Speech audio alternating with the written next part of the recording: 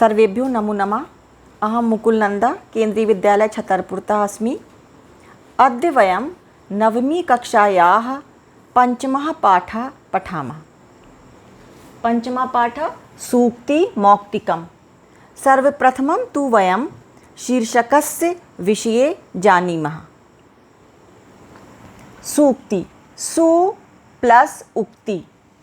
सूक्ति सु इति शोभनः, उक्ति कथनम, सुंदर कथन, अच्छे कथन। इसका मतलब हुआ सूक्ति सुंदर या अच्छे वचन। मौक्तिकम, मौक्तिकम मोती।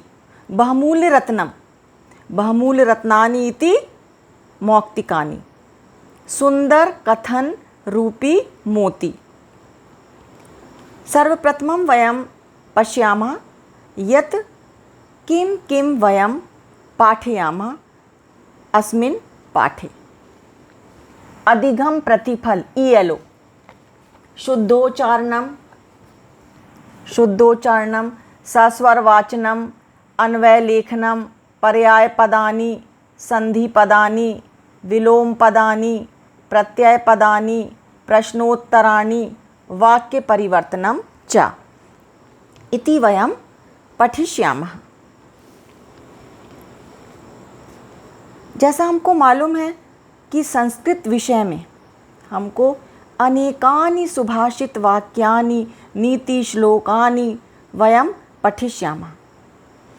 प्रस्तुत पाठे अपि वयं नैतिकशिक्षाणां शिक्षां प्राप्स्यामः। अस्मिन् पाठांशे विविधग्रन्थेभ्यः सङ्ग्रहणं कृत्वा नाना नैतिकशिक्षाबोधक पद्यानि गृहीतानि सन्ति। अत्र सदाचारस्य महिमा, प्रियवाण्याः आवश्यकता, परोपकारिणां स्वभावः, गुणार्जनस्य प्रेरणा, मित्रतायाः स्वरूपं, श्रेष्ठसङ्गतेः प्रशंसा तथा च सत्सङ्गतेः प्रभावः इत्यादीनां विषयाणां निरूपणम् अस्ति। किन्तु अद्य वयम् एकम् एव श्लोकमेव पठिष्यामः। सर्वप्रथमम् अहम् आदर्शवाचनं करोमि, तत्पश्चात् छात्राः अनुकरणवाचनं करिष्यन्ति। वृत्तं यत्नेत संरक्षेत, वित्तमेति च याति च, अक्षीणो वित्ततः क्षीणो, वृत्तस्तु हतो हतः।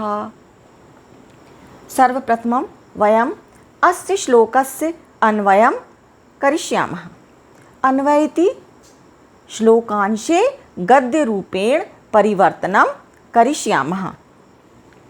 पश्यतु, वित्तं यत्नेत संरक्षेत, वित्तम् एति च याति च, वित्ततः क्षीणः अक्षीणः भवति, वृत्ततः क्षीणः तु हतः हतः। तत्पश्चात् वयं कठिन शब्दार्थं पश्यामः। वित्तमिति धनं, वृत्तं चरित्रं, क्षीणः नष्ट होना, हतः नष्ट होना, एति आता है, याति जाता है, यत्नेन प्रयत्नपूर्वकम, संरक्षित रक्षा करनी चाहिए।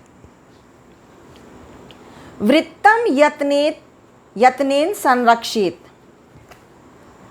वृत्त की या चरित्र की यत्न पूर्वक रक्षा करनी चाहिए।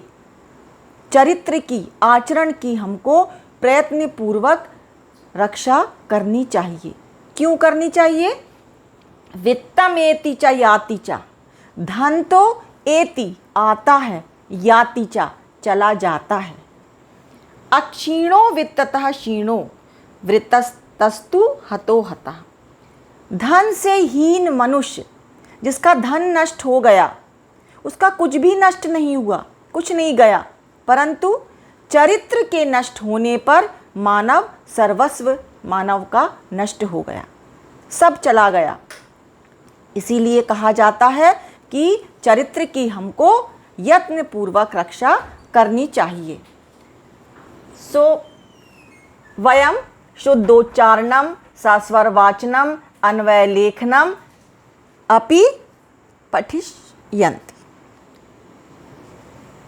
अत्र वृत्तम, वृत्तस्य पर्याय पदम किम? वृत्तम, वृत्तमिति वृत्तम पर्याय पदम किम? वित्तम धनम, वित्त धन। वृत्तम, वृत्तमिति चरित्रम आचरणम, पर्याय पदम वयम पठिष्यामः। वित्तम धनम वृत्तम चरित्रम। विलोम पदानि, विलोम पदानि इति उल्टे अर्थ वाले, विपरीत अर्थ वाले। एति, एति आता है, याति जाता है। क्षीणः, क्षीणः नष्ट होना, अक्षीणः नष्ट ना होना। विलोम पद हमने दो इसमें विलोम पद भी देखे। उसके बाद हम देखेंगे संधि पदानि। संधि पदानि जहाँ पर हम शब्दों को जुड़ा हुआ देखते हैं उनको हम अलग अलग करते हैं, संधि विच्छेद करते हैं। वृत्ततः प्लस तु, वृत्तस्तु। हतः प्लस हतः, हतो हतः। दो हमने संधि पद भी इसमें देखे। उसके बाद प्रत्यय पदानि, प्रत्यय पद भी हमने इसमें देखे। पहला है हन प्लस अक्ता हतः, हन प्लस अक्ता हतः, नष्ट हो गया हो जो। अक्ता प्रत्यय भूतकाल को बताता है, जो नष्ट हो गया हो। वित्त प्लस तसिल, तसिल प्रत्यय है वित्त में, वित्ततः। धन से, ये हीन के अर्थ में आता है। पंचमी विभक्ति तसिल प्रत्यय में पंचमी विभक्ति का प्रयोग करते हैं। जैसे उदाहरण के लिए हम यदि बोले दिल्लीतः अर्थात दिल्ली से, चंडीगढ़तः चंडीगढ़ से, कुत्रतः कहाँ से। तः जो लगता है तसिल प्रत्यय में वो ता ही शेष रहता है तसिल प्रत्यय में, और तः जो है वो पंचमी विभक्ति को बताता है, पंचमी विभक्ति का अर्थ यहाँ पर देता है। फिर है वृत्त प्लस तसिल, वृत्ततः अर्थात चरित्र से, वृत्ततः चरित्र से। यहाँ पर भी तसिल प्रत्यय की वजह से वृत्ततः हो गया और उसका अर्थ है चरित्र से। चरित्र से हीन, धन से हीन, वित्ततः धन से हीन, अलग हो गया है धन से। वृत्ततः चरित्र से अलग हो गया है, दोनों में तसिल प्रत्यय है। तो हमने यहाँ पर देखा कि कठिन शब्द क्या है, शब्दार्थ हमने देख लिए, अन्वय देखा हमने, पर्याय पद देखे, विलोम पद देखे, संधि पद देखे और प्रत्यय पद देखे। इसके अलावा हमने सस्वर वाचन किया, शुद्ध उच्चारण करना हमने सीखा। इसमें हमने नैतिक शिक्षा को भी देखा। नैतिक शिक्षा क्या मिली हमको इसमें कि हमको अपने चरित्र की यत्नपूर्वक रक्षा करनी चाहिए। हमारे पास धन बहुत है आज, कल वो चला भी जा सकता है। यदि हमारे पास आज धन नहीं है, हो सकता है कल हम धन बहुत अधिक कमा लें और हमारे पास बहुत अधिक धन हो जाए। लेकिन यदि हम अपने चरित्र की रक्षा नहीं करेंगे, दुष्कर्मों में अपने चरित्र को लगाएंगे, तो हमारा पतन निरंतर होता चला जाएगा, कुछ नहीं बचेगा हमारे पास। तो हमको क्या करना है? अपने चरित्र की यत्नपूर्वक रक्षा करनी है। अब कुछ यहाँ पर हम प्रश्नोत्तर आपसे पूछेंगे। प्रश्नोत्तर कैसे? मानवेन केन रक्षणीयः, मनुष्य के द्वारा किसकी रक्षा करनी चाहिए? केन रक्षणीयम, केन रक्षणीयम किसके द्वारा, कैसे रक्षा करनी चाहिए, किस तरह से? प्रयत्नेन, प्रयत्नेन किम रक्षणीय, प्रयत्नेन मानवेन, प्रयत्नेन केन रक्षणीय, मानवेन प्रयत्नेन वृत्तम रक्षणीय। चरित्र की रक्षा करनी चाहिए मनुष्य को। कथम रक्षणीयम? यत्नेन रक्षणीयम, यत्न पूर्वक रक्षा करनी चाहिए। किम रक्षणीयम? वृत्तम रक्षणीयम। दूसरा प्रश्न हम आपसे इसमें इस तरह से पूछेंगे, वित्त कहा एति याति च, कहा एति याति च, ये कम एति याति च, धनम वित्तम एति याति च, एति आता है, आगच्छति, याति गच्छति जाता है, धन आता है और चला जाता है, धन का आना और जाना तो लगा ही रहता है। अक्षीणो वित्ततः क्षीणो, अक्षीणो मतलब जिसका धन क्षीण हो गया, जिसका धन जो है वो नष्ट हो गया है। अक्षीणा, उसका कुछ भी नष्ट नहीं हुआ। धनेन हीना वयम अक्षीणा, धन से हीन हम बिना नष्ट हुए, कुछ नष्ट नहीं हुआ हमारा। लेकिन वृत्तस्तु हतो हतः, चरित्र नष्ट हो गया तो सब कुछ नष्ट हो गया। अब यहाँ पर जो हमने अभी विलोम पद सीखे, पर्याय पद सीखे, प्रश्नों के उत्तर हमने देखे हैं, अन्वय पद, ये आपको मैं गूगल फॉर्म के माध्यम से करने के लिए दूंगी। कुछ प्रश्नोत्तर आपको दिए जाएंगे। उसके पहले हम चाहते हैं कि आप कुछ वाक्य परिवर्तन भी सीखें। वाक्य परिवर्तन का मतलब क्या है? लकार हम बदलें। जैसे उदाहरण के लिए सह पाठम पठति, इसमें हम लोट लकार लगाएं। सह पाठम पठति, वह पाठ को पढ़ता है। यदि हम इसमें लोट लकार लगाएंगे तो क्या हो जाएगा? सह पाठम पठतु, वह पाठ को पढ़े। ये भी हमको इसमें सीखना है।